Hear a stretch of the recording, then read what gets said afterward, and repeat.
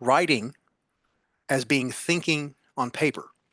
And they don't think of it that way. We'll come back to that here in a moment. But a lot of what we do tonight will be asking you to look more closely and asking you to challenge your students to look more closely at how they use what's given to them to better represent their thinking in writing and not just see writing as a chore or a task.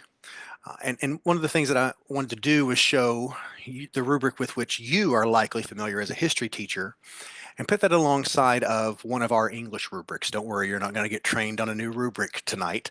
But I did want to show the alignments here. So this is the rubric on the right for the AP English Language and Composition, which is, if you're not familiar, it's a nonfiction course that focuses on rhetoric and development of composition. It's English 101 at lots of universities, or English 100, or that first semester writing course that most students take when they get to university. This is particular to the synthesis essay, where students are given sources. They have to read the prompt and they have to synthesize at least three, sound familiar? At least three of those sources to help support their argument. So the argument is central, but they're using the sources. They have to use at least three sources to support their argument. And so you'll see central, and first thing is the thesis and claim. And then we have, in the English, is the evidence. And then the commentary is where you all come in with analysis and reasoning. All right, and I see a question here, is English Lang most often taught to juniors? Yeah, in most places, it is taught to juniors. So many places do it parallel with AP US History. Also because in many states and many districts and private schools, American literature is taught at the junior year too. So that works out to align with US history in many cases, not all cases.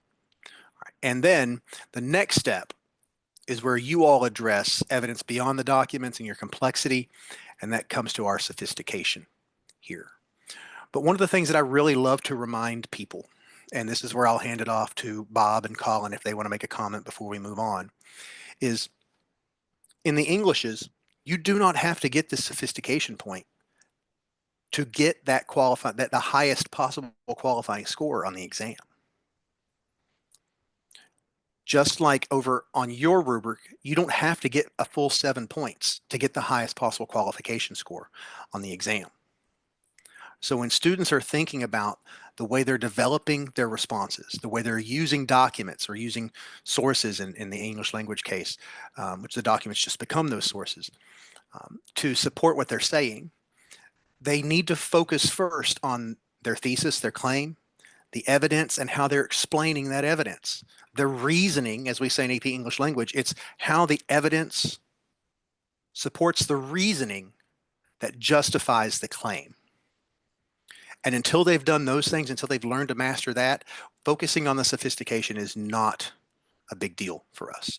Just like focusing on the complexity or focusing on the additional pieces won't be helpful if the students haven't substantially supported their argument with their own reasoning and the evidence. So with that said, as we level set and we're thinking about composition in general, I do want to hand it over to my colleagues here. They may have some things to add regarding that, but they have some fantastic exercises and approaches and ways of thinking about these things that I know all of you will find useful. And be ready. You know where the chat is. We asked you to use the chat to introduce yourselves. Be ready, because we're going to ask you to share some things and give you some time to think and take what's in your mind and put it on paper. Go ahead, Bob. Hey guys, just wanted to kind of follow up with what Brandon was saying here, and that the goal of tonight is we believe that a lot of you are probably just now diving into the DBQs after building on the LEQs, or you started with the DBQs and now you're scaffolding that into the LEQs. And because really the three foundational points are in both, we wanted to focus on the 3 points that the DBQ offers here and scaffolding that towards a 6. And then follow that up maybe a little in April with working towards that complexity and that tying it all together. Colin, do you want to add on to that? Yeah, I wonder if we can go back one slide, Brandon, to your opening slide, because we do have two people who are new readers. Apparently, one person's brand new to AP, and there's at least one other person who's teaching an AP history class for the first time. So, of course, you're probably familiar with the rubric now on the left, but the whole title of this webinar is Nailing the Five and Shooting for the Six. So, for the people who aren't experienced much with the rubric yet, the 5 points we're talking about are the A, B, and C points on the top left. Bob later is going to dive into shooting for the six, meaning the sourcing point down there, the D1 point. And we have a whole separate webinar on trying to push for complexity maybe in April. And so not to be afraid of trying to do that. So that's where the title of this webinar comes from, the nailing the five and shooting for the six. And I just wonder if we can go back to the next slide. Yeah, this is a bridge. You can, as Brandon or Bob was talking earlier, you might recognize that. I know that we have some Euro readers here. It's great to see all the US and world readers, but there's at least a couple of Euro readers who might recognize my EU tie. I'm going to talk about bridges a little bit, just for the next few minutes. And one way to think of the DBQ, and here's another set of bridges. These are all in Europe, by the way. You 1 billion brownie points if anyone can identify any of these bridges and drop them in the chat. But they're both from prominent places in Europe. And this is a particularly interesting analogy to a DBQ here, because you've got three different types of bridges, but they're all, in a sense, performing the same tasks. Functionally, they're performing the task of crossing the river. And that's really what we're trying to do with the DBQ, is to score a certain number of points, to think and write like an historian, and to earn a high score. But there's different ways, of course, of doing that. You can do that quite functionally and almost to a basic level, but still achieve the points kind of minimally. Or you can write very elegantly. And the bridge on the right here is a brand new bridge. Very good. First of fourth, Natasha. Excellent. Right. Give her extra certificate units or something for yes. And this is actually where I'm from, in Edinburgh. These are 3 bridges over the Firth of Forth. And maybe one reason I'm interested in bridge design, or like structures and building a strong foundation that you add to, is my dad was actually a bridge engineer. He worked on that bridge in the middle there, the old Forth Road Bridge. So we're going to make some analogies in scaffolding the DBQ to building a strong foundation, and adding to it as we attempt our second, third, and fourth DBQ. Okay, great. Colin, what I really like, the point you made there was that any bridge can get across the water functionally. Mm-hmm. But then sometimes we can take it, as these beautiful bridges here do, and do it functionally. I'm sorry, do it elegantly as well. And treating those two things as related, but not necessarily, like you don't have to have both of them, but having the elegant bit without the functional bit is a waste, and I love it. So, all right, we will move on, and I will be quiet. Carl is making the point. Is that a bridge that failed, Carl? Yes, because not all bridges work. Some collapse, but the students can attempt sourcing or think they're doing sourcing and not actually be doing sourcing. Bob might talk about that later. Anyway, yeah, so here's our first. If I don't know how many of you be interesting to hear, we are going to do a chat blast in a few minutes, but hopefully you've already tried a DBQ in your class. I do know some teachers, however, wait till the second semester to try their first DBQ. So, and perhaps some courses are starting only in the second semester. So this is, apologies if you're past this part already, but if you're thinking about how do I scaffold or structure a DBQ, we have, of course, Perfection Next textbooks. We're not really going to talk at depth about these books, but there are examples and you'll see page references coming up. So this is the way I do it with my students, and I was on the development committee for many years, and I had good success in the score of my DBQs for my students. So this is a kind of proven approach that I try. But I do want to hear in a few minutes in the chat blast if you guys try any of these strategies, or whether you have your own way of scaffolding a DBQ. So in the first semester, and I have they've already done 4 DBQs, my students. What we try at first is at home. Of course, the exam is all digital now, so it's going to be different second semester. I'm going to do digital testing. But at home, they get unlimited time. They can handwrite it if they want or type it. And what we're really trying to do is to just expose them to the first 5 points in the rubric, right? The A, B, and C points.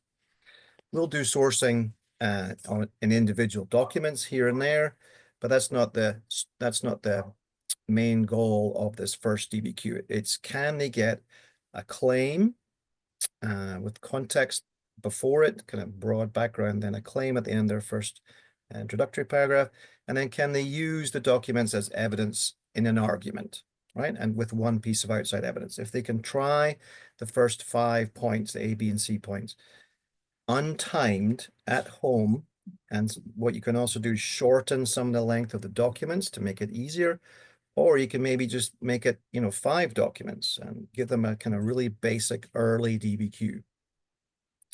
So that's like laying the foundations here. It's no risk. We'll give generous grading. I do want them at some point, usually in the second DBQ, to try sourcing, but I actually give them a whole extra bonus point. Don't even try complexity. There's no way to do it early in the year, right? So I have give them a whole add additional grade point just for the complexity, but they don't have to try it at all. But soon, probably in the second DBQ, is a time to try sourcing. And I'm not going to talk in depth about that now. Bob's going to do that in a moment. But you can drop in the chat if you'd like. How many of you do try DBQs in the first semester or kind of early in the year? That'd be interesting to hear back and get some feedback. Okay, we can move to the next slide. Yes, so Monique, you've got a good question. AI. I'm just ignoring that really for the first couple of questions. I don't want them to take more than a couple of hours. It's not like unlimited time. It's not a research paper they have days on. But I am wanting them just to get the format and the structure of the DBQ. I obviously don't want them to use AI. I want them to be thinking for themselves. Partial DBQs, Angela's saying that. Yeah, this is very much like that, Angela. Yeah, and Jennifer, you're scaffolding by going through it in class, right? So you want to explain what the 5 points are before you let them loose, but yes. Really, actually, one of the best ways I've found, after having a brief explanation of each of the first 5 rubric points, is to score it very detailed and sit down with them. I know this is difficult. You've got 100 students, but the key point of the year is to sit down one-on-one, I found afterwards, and talk through what they've done with these 5 core points. Yeah, Jennifer's saying that. Give them a detailed explanation. Okay, in the interest of time, can we move on to next slide? There's a couple of examples from US history. And yes, there's several DBQs early in the Perfection Next textbook, but whatever source you're using for your DBQs, whether it's released exams, there's lots of now, after 5 or 6, 7 years of the new rubrics, the new courses, there's lots of examples of DBQs to draw from, which is a good thing for AP Histories. So second DBQ, yeah, on the left, you can see we've got the foundation. Now we're building like the lower level. We're introducing kind of more realistic length documents. So perhaps if we weren't using 7 before, now we are. We're using a longer length documents, kind of appropriate to College Board released exams. Our focus probably on the second DBQ is to attempt and grade reasonably accurately, not be too generous. Sourcing, again, I'll leave that to Bob in a minute, how to do that. And I do introduce, here's different ways to do complexity. I don't expect them to do it, but I'm introducing the idea of it. Now we're saying to them 2 hours maximum. Again, this is still at home, and it's kind of honor code, do it by yourself.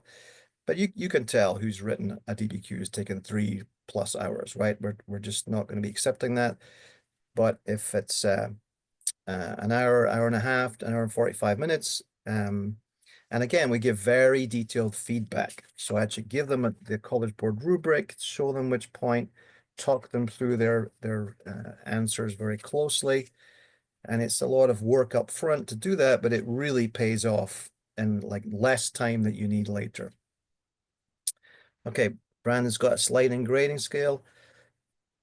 Maybe you can explain that, Brandon. Yeah, I don't want to take up much time here. But the idea of, if you think about your 7-point rubric and you're introducing things, you know that 7-point rubric is a May rubric. Like that's the expectation for kids when they're writing in May. And so you don't want to lower your expectations, all right, because you want the rubric is the rubric all year long. Yeah, So think about the idea of a 4 on that rubric in the first quarter, maybe being an A, or a 5 on that rubric being an A, or maybe a 4 and a 5. yeah. And so they're getting that A, but as they learn to do more things the next quarter, that 4 is not an A anymore, it's a B or maybe a Mm. C. And so you grade the same way year round. The only thing that matters, the only thing that changes is the number of points they have to get on that rubric. So that as they learn to do more things on that rubric and their performance increases, they continue to maintain that grade. That's just a really good way to keep you from having to change your interpretation of the rubric across the year. I'd be happy to talk more about that if you want. Yeah, and that's very similar to kind of give them an extra score point. So you don't score complexity, you just give them the point. Maybe for sourcing even in the very first DBQ, you don't do that either. But then you score it realistically later. So if we can move on, then there is a thing in our textbook called thinking like, if we go to the next slide, thinking like an historian. And of course, the AP exam has this is more for SAQs, but it has dual narrative, right? And but all DBQs are designed like this. The DBQs are designed to be answered with either argument, right? So it's presenting you usually with sets of documents that could be read in multiple ways, right? So you can form an argument for or against the question. It's similar, it's different. There are multiple causes or various effects. And that's really how historians examine documents. They can present the person's point of view and then they present counter arguments, right? So the textbook that we use gives examples of that. And most good textbooks will do the same. They'll have a dual narrative account. And so it's very much worth saying to your students early in the year that you go with what the documents are saying. And if the documents are saying one thing, but there's also a strong argument in the other case, you can achieve a 7, a 6, a 5 by having either argument. It's designed to be like that. Don't be afraid to take a stand if you believe the documents are pushing you in one direction or the other. Okay, next slide. By the time we get to the third document, the third DBQ rather, now I'm reducing the time to close to the 60 minutes, just 20, 30 minutes over, giving less feedback only to students who are not succeeding in the maybe with the sourcing point or using 4 documents in an argument. And this is maybe the last or second last one that we'll do before we start to do them in class. But I'm introducing the idea that soon we're going to be doing these timed in class in 60 minutes, right?